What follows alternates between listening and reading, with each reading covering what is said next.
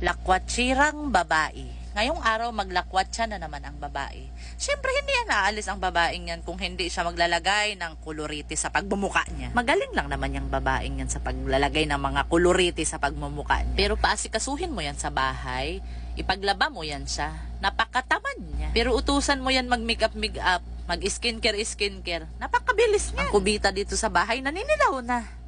Pero ang nguso niya pulang-pula. Pati ang pisngi niya, wala talagang kahihiyan. Kung may pupunta dito sa bahay, hindi siya mahihiya na ipasiar niya ang tao na nanlilimahid ang CR, na may nakasabit na pante. Yang alahas-alahas na sinusuot niya, ako na lang ang maaawa sa mang-hold up sa kanya. Kay walang mapapala, hindi man yan masasanla. Mahilig magsuot-suot sa mga aksesoris. Burara naman hindi ililigpit. Walang katahimikan talaga sa bahay tong babaeng to kahit masama ang panahon.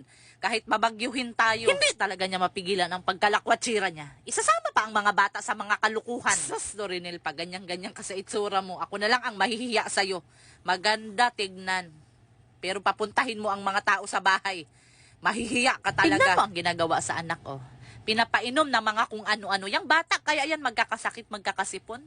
Walang gana kumain, kaya anong binibigay sa nanay? Siya din talaga ang nagbibigay sa mga bata ng sakit.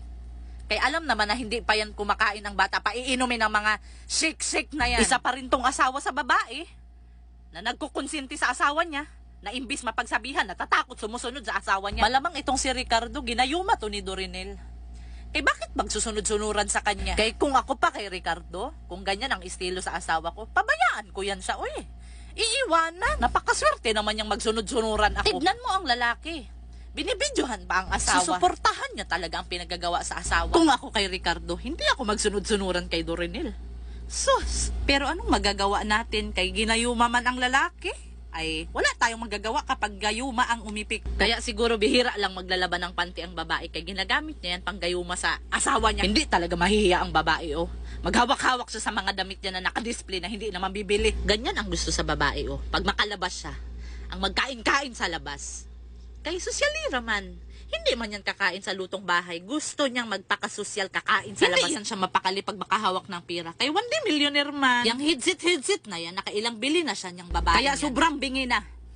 Kakasuksok niya yung mga hidsit na yan sa tinga niya. Yung mga bata kahit gusto niyan mag-iste sa bahay, hindi maka-iste. Kay ang nanay lakwatsira. Madadamay ang bata kahit gusto magpahinga, gusto matulog sa tanghali. Yung mga bata mahihirapan yan lumaki. Kay hindi nakakatulog sa ayos.